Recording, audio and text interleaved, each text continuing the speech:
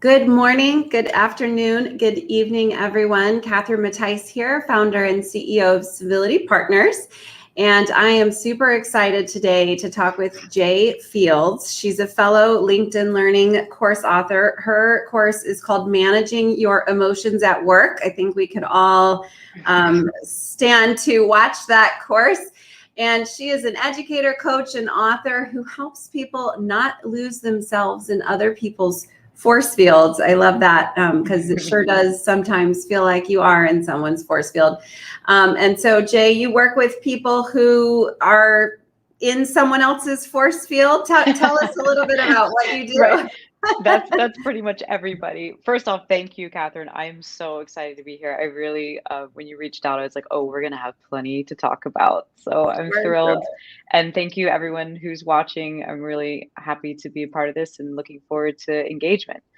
Yeah, so other people's force fields. As a card-carrying people pleaser, I know everything about other people's force fields. What I mean by that, if it doesn't come across clearly, is the sense of like when you're with another person, whether it's a colleague or boss or your kid or your mom or your spouse, how it is potentially easy for you to kind of put yourself in the role that they want you to be, like becoming the chameleon. What do they want me to say? What's going to go over well here, even if it isn't in line with what your experience is. This is, when your insides don't match your outsides. Your insides are now matching whatever you think the other person wants your insides to be. And it impedes authentic relating and a real sense of being able to be a stand for yourself. Yeah, this is so relevant to me right now. Let's have some therapy. Therapy Yeah. for Catherine live. Just kidding. Now I know you talk about leveraging your nervous system and your gut. And I was looking at your website, and a lot of the work you're doing with companies is to help people work with that. Talk to us about that. What all does that entail? Well, so actually, I Well, have tiny ears. that happens to me all the time. I might have to take them out and restart because I don't know what it is. No Apple worries. make things for people with small ears. So I actually have a second LinkedIn course that just published last month, and it's called what is it called? Regulating Your Nervous System to Manage Stress. Okay. And so it's all about this, which is, every one of us is wired with the nervous system, and the autonomic nervous system, its job is to essentially scan the external environment and the internal environment at all times with the question, is this safe? Right. And so, depending on the feedback we get from the sensations in our body and from facial expressions and noises and what people are saying, we're going to read that as either a threat or danger or safe. And so when it comes to losing yourself in someone else's force field, um, what I find in the people that I work with individually is that we're losing ourselves when we're getting some kind of read that if I'm true to myself, it's not going to go over well, right? Either I'm going to lose safety through losing belonging or mattering. I'm going to say something that doesn't go with what everyone else in the meeting wants to hear. And so we're reading unconsciously because the autonomic nervous system isn't something we're like, no, we're doing. It's unconsciously getting in the way of potentially saying something that takes a little bit more boldness and courage because your body is now going, no, don't say this with Catherine because she, whatever. So in order to overcome that, we have to make what our nervous system is doing more conscious and read, if I'm getting sweaty and my breath rate is shallow and fast, read that as, oh, I'm getting a message from my nervous system that this isn't a good idea, but that doesn't necessarily mean it's something I can't do. If I can regulate my breath, feel my feet underneath me again, feel my seat in my chair, recognize as I look around the room, there is no actual threat and danger here. this is scary and it requires boldness, but I can be on my own, have my own back and say it. Okay, so when you're working with individuals, you're helping them recognize the signs that your body is telling you there's danger, and regulate that a little bit with breathing and things in order to be able to be your authentic self. Is that Yeah. Yeah, okay? so the first part of it in working with people individually is creating your felt resources. So those are the practices that help you feel like you're staying. And for some people, it's breath, taking a few deep breaths, but that doesn't work for everybody. I'm personally one of those people that if I feel anxious, it's hard for me to take a deep breath. So Mhm. for me, I do more things like grounding, feeling my feet on the floor, right now feeling the fact that my left elbow is supported by my chair, my back's supported by my chair, Mhm. grounding myself in my body in that way. So Mhm. finding the techniques that at least first help someone feel like I can stay, as Mhm. opposed to being in that. I often talk about being in the space between you and another person. Mhm. That's that, I've been drawn into their force field and now I'm seeing who I need to be okay, Mhm. versus being back in my own body and knowing, well, this is what's true for me. So yeah, feeling that. And then a big part of what I do with people is helping them to have some empathy for their feelings, like Okay. we think when we put on our grown-up clothes and our lipstick and our, whatever, that we show up and we're always going to feel confident and grown up. And the reality is we're always bringing along with us all the other parts of us, some of whom are not terribly on board with what we do for a living. you Right. know, I was working with a client a few weeks ago, and she worked in nearly every country in Africa at some point for different aid organizations. And she was describing to me all the different really intense situations she'd been in. And at one point, I said to her, I was like, what about your inner little girl in those Yeah. situations? And she was like, oh, yeah, well, those were no place for her. And I was like, yeah, but she was there the whole time, that like that more tender part of us that we all have. And how are we attending to that part of us? Because if we're going through our work lives just like hoping that we're going to always show up as our best self, Mhm. um, and not be influenced by those other more tender parts of us that are like, hey, this is scary. We're going Yeah. to have to learn how to take care of those parts of us, you Yeah. know? Yeah. How does this, I know you talked a bit about civility, something I was reading. How does this tie into civility? How can we lean into our nervous system to create a civil work environment? Good question. First off, I want to say, because I didn't get the opportunity to say this when we first connected, Civility Partners as a name for business, every time I even read the name of your business, I just get this sense of like, oh, I'm not in this alone. There's um, we talk about in the language of nervous systems, we talk about co-regulating. Uh-huh. That part of how I can find a better regulated nervous system is if yours is regulated. And when you talk about civility partnering, I Mhm. think of someone coming in who can hold that stance of we're going to be civil and we're going to be connected with one another. And because you can hold that, I can find it too. So Ah, part of okay. my answer then to your question is, how does the system play into civility is um, the more we can help one regulate, help ourselves, help each other, the more likely we are to be able to come from our very, from our cortex, right? Like from the part of us that makes us uniquely human and can have compassion and can have empathy and understanding. If our nervous systems aren't regulated, for example, if we're in a mobilized place, that's what we tend to think of as fight flight. Mhm. It's an unconscious plate, right? Like our we're in this state, but in that state, I'm more likely to see you as a threat. I'm Right. more likely to see you as a competitor, right? I'm more likely to experience you as being in my way and annoying. Mhm. Right? It's because of how it feels in my body. It doesn't mean that's what you are, but And then when we're in a more immobilized state in our nervous system, uh, one of the characteristics of that immobilized state is that we feel withdrawn. We feel like the world is out there and we're over here and there's no connection. Mm-hmm. And when we feel lack of connection is when we stop also being civil, right? Like it's kind of either into that spectrum of either being mobilized in fight or flight or more immobilized in that freeze and withdrawn state.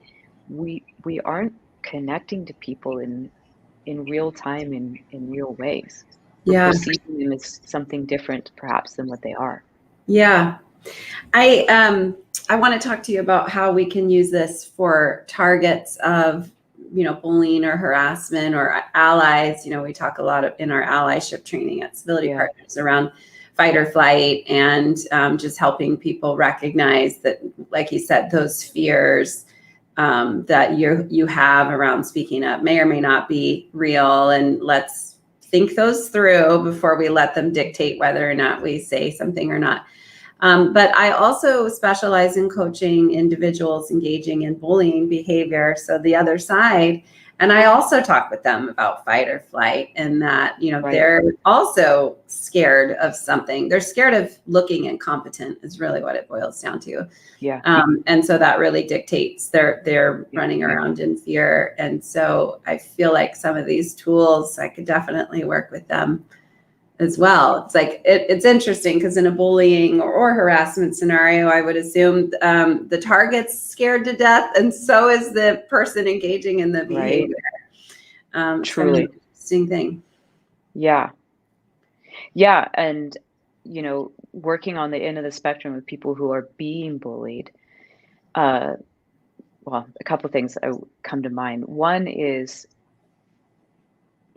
I love what you say about silence is permission, Mm-hmm. right? Like as you start to see behaviors happening, if you don't say anything, they will continue to happen and potentially escalate. So uh, how do you engage early on and say, hey, this thing came up and that didn't feel good. Let's talk about it. Mm-hmm. And one of the things that I find in the people that I work with is there's a real sense of like, well, who am I to say that? I don't, a lot of the people I work with have gotten the message from culture, from their families, that being kind means never making anyone else uncomfortable, Mm-hmm. right? And there's a lot of what we do that's uncomfortable. Um, and so, one of the things I do in working with people in their bodies is to get a sense of like, what does it feel like to be in your dignity? Like to Mm-hmm. find your posture, the gesture that to you feels like this is how I stand when I know that my insides matter and my experience matters. Mm-hmm. And then what's the opposite of that? Like, what's the posture in your body where, it's like, I don't get to, you Mm-hmm. know, and really feel back and forth between the two of those. So you get a sense of how do you breathe when you're in these different places? How do you think about yourself when you're in these different postures? How do you think of the other person, right? Like, if I'm here, you're a lot scarier to me Mm-hmm. up here than Mm-hmm. if I'm here. Mm-hmm. Right. And I'm sending you the information that you're scary to me. I'm not just Right. sending my own brain, I'm sending it to you. So working around posture and gesture of how are you sending your own brain and nervous system message that I'm an equal, I'm same as, I get to say things. Okay. Um, yeah, and then the other thing I find is that, and I'm sure you see this in your work and talk about this, if you're used to being more fighty, more aggressive, then just being an assertive stand for yourself feels flimsy and floppy and soft. Mm-hmm. But if you're used to not saying anything and being more passive, being assertive and being a stand for yourself feels aggressive, Yeah. Yeah. feels like you're being a jerk, right? So trying on through those postures, like what is aggressive to you? What is passive? And can you find what is just the matter of fact? You said this thing, it didn't feel good to me. Can we talk about this? Very different conversation. Yes, for sure. And so you're really working with people on their posture and how that really influences cortisol and testosterone and all of that. I know Amy Cuddy has that very famous TED talk about standing like this for 2 minutes actually really does increase your courage. Yeah. That's really cool. What are some of the other tips that you give us? Some tips. So in addition to standing in some sort of power pose, and it sounds like you help your clients find the power pose that works for them. It may not be this, right? This is how I stand before I start my day. Just kidding. So they have to find the one that works for them, and helping them see that we naturally do that when we're fleeing. And I talk about that with my coaching clients. You know, if you're in a staff meeting and you see people not talking or looking away, they're fleeing, right? And it's not running away. Fleeing is very different in the working world. Very different. Helping those leaders pay attention to those cues that people are fleeing. But give us some other tips. What's another tip that we could all walk away with to help? Yeah, you know, kind of circling back around to that, losing yourself in other people's force fields. I do a lot of work with direct care professionals, people who are, you know, nurses, doctors, or on the front lines, and they in particular really been trained. If there is another person in the room, it is about them, right? I'm here to serve, and it's true for any position though. Like in the workplace, we're usually in our culture taught, like, if there's someone else, you're really there to be attentive and what are their needs and how do we work together, and which is great. But one of the tips I share with people often is I call it pinging yourself, like a submarine. You know how a submarine will send out a ping sonar to be like, where am I? What's happening? Where do I need to navigate? So we're constantly through the autonomic nervous system sending out these pings. What's her facial expression? What's his energy like? Right? What's being asked of me. But to start practicing on a conscious level, pinging yourself every 30 seconds, a minute. And you're pinging for things like, am I comfortable? Do I need to recross my legs? Do I need to pee? Am I thirsty? Am I hot? Am I cold? Am I feeling tension or am I feeling at ease?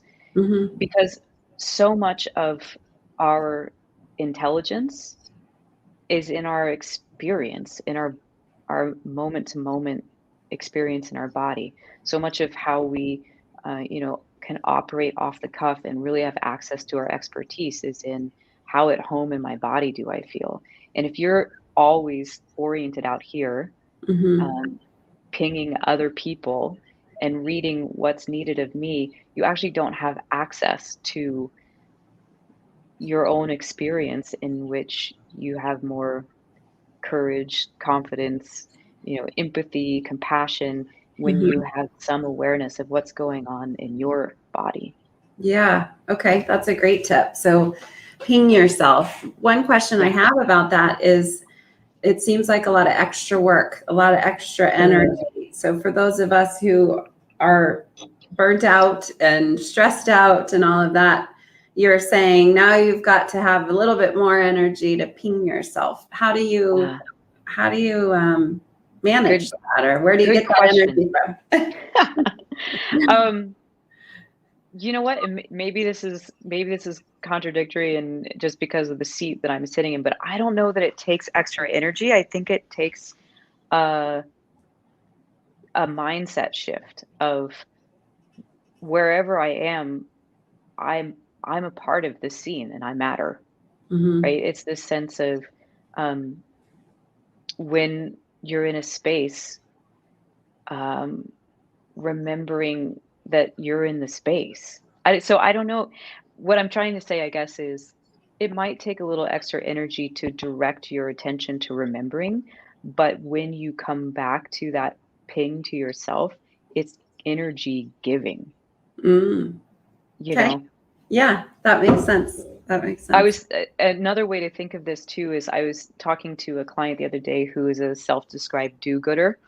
And she's like, go, go, go, and can do a million things in a day, you know. And she was talking about how she feels in herself when this sense of once she's in a meeting, or with a client, she steps into action. There's this, Mhm. she's like energetically, it feels like I'm like, and here I am, 1 foot forward.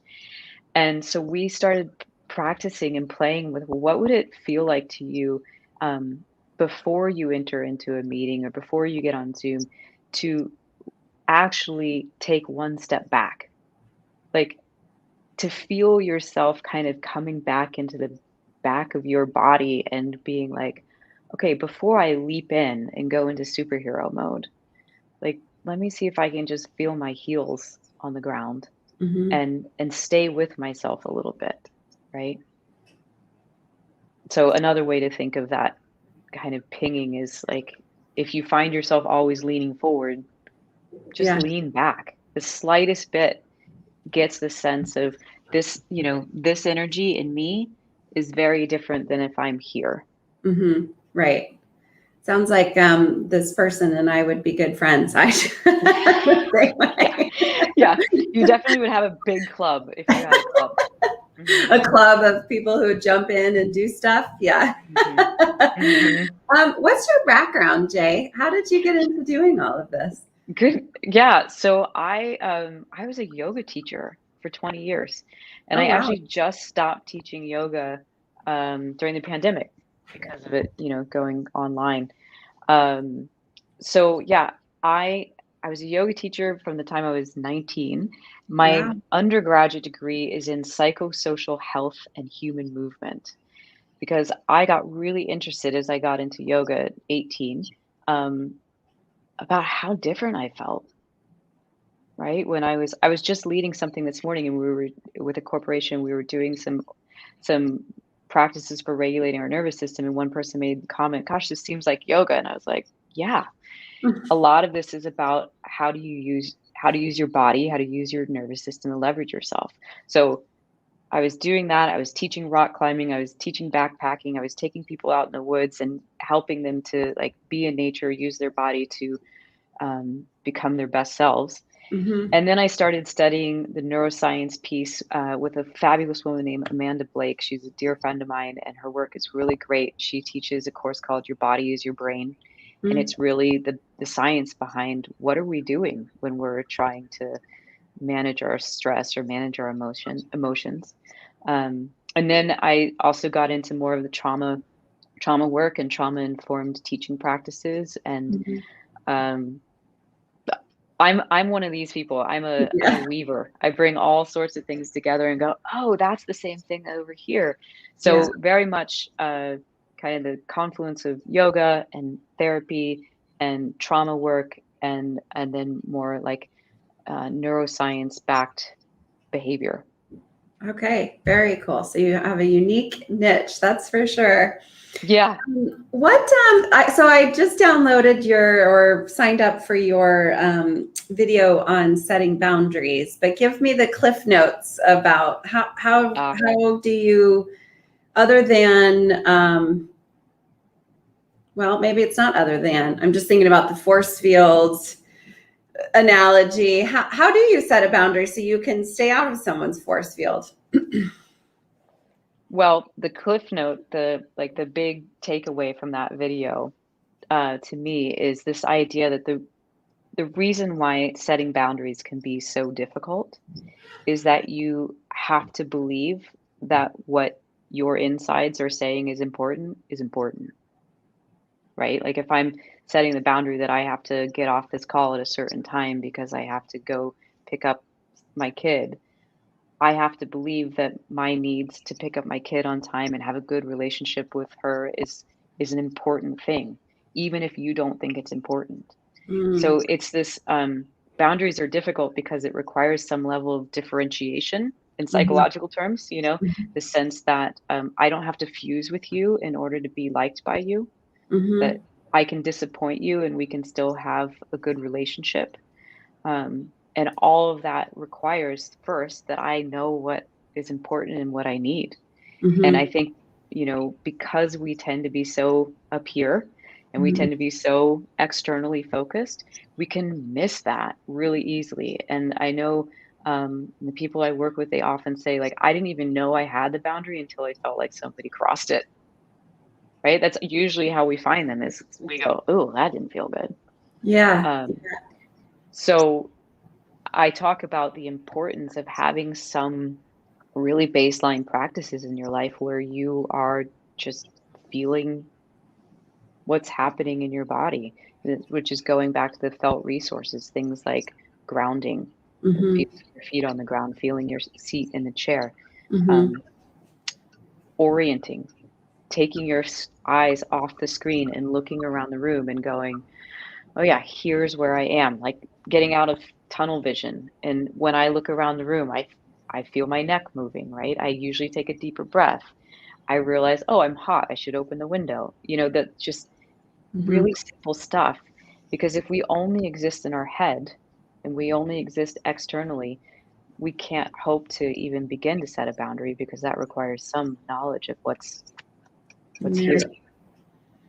I'm going to have to bring you along to my allyship trainings because, like I said, we talk about fight or flight and just kind of taking some time to understand what you're afraid of so that you can pick through it and maybe eliminate some of that fear. But you've got a whole nother level here of remembering that what you have to say and how you feel is important. And that's beyond, the fight or flight part. So thank you. I'm going to. Yeah. And I would say, sorry, go ahead. No, go ahead. I was just saying, this is cool stuff. Yeah, I mean, I think my read on civility and civility partners is that it's really about same as. We're Mm-hmm. equals. It doesn't matter what role you're in or what gender you are or what skin color you have. Like, there's a same asness to us. And part of how we hold ourselves is how we invite people to see our same asness. Yeah. Yeah.